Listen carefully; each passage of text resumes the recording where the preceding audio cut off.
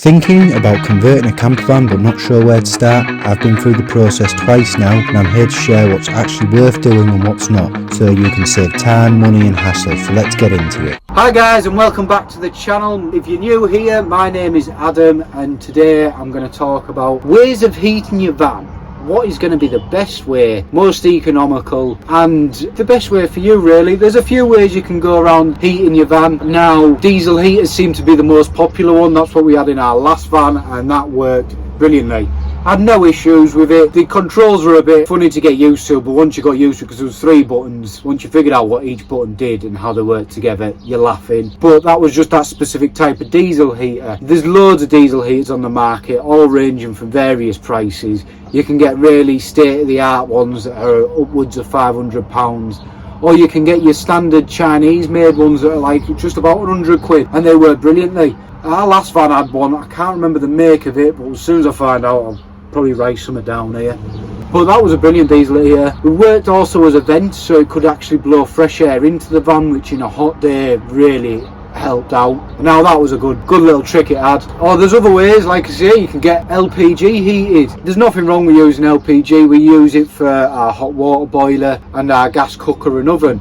But the more use you're going to have for your LPG, the faster the tank's going to go down. Now, in all honesty, we've got a 20 litre tank, very rarely need to fill it. But the more things that we've had on it, we realise with having a cooker as well as a water boiler, we do go through it faster. And if you were going to add heating onto there, then you're going to go through it even faster. And it's not as easy to just top up a tank of LPG like it is topping up your own diesel tank. You have to find specific garages, and it can be a bit of a pain in the arse. And there's nothing worse than running out of gas on the road, especially if you're just about to cook your dinner. Me and Nicole have been there a couple of times. It's not great. That is one thing to think about an LPG heater.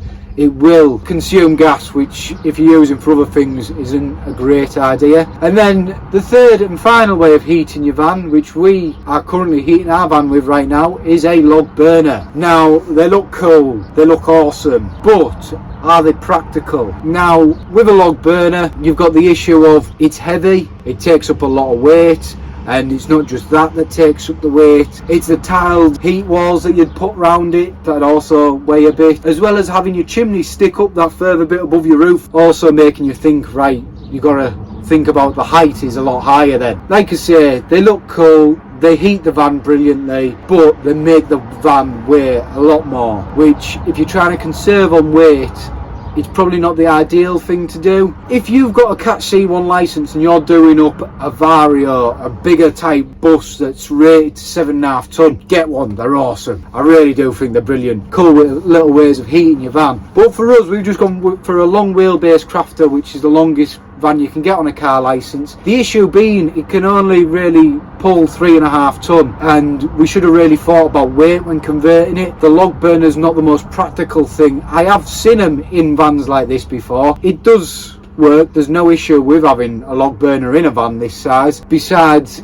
the fact that it takes up a lot of weight, so you're going to have the issue of not being able to pack as much stuff or having to uprate your van like we are. So that is the biggest con I'd say about putting a log burner in a van this size. The handy great pieces of kit, like I said, when your gas tanks ran out of fuel, we could put our kettle on top of our stove and then we can still have a cup of tea, which I thought was a godsend. But with obviously having to get wood, chop wood and that, I've been outside in the freezing cold chopping wood, wishing I had my diesel heater back and I could just press a button. And we're probably going to look into getting a diesel heater in the future because of that exact reason. I was in the middle of Chamonix, it was -15, I was out in the snow trying to chop wood. So I will say this, if you're converting a van, with all the things you have to consider, out of all the options of ways to heat your van, I'd probably say the most practical way of doing that would be to go down the diesel heater route. I mean, you can't go wrong with them. So with that being said, there's 3 ways of heating your van up: LPG,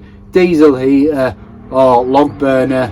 I'd say the most economical and most efficient way of doing that would be to go down the diesel heater route.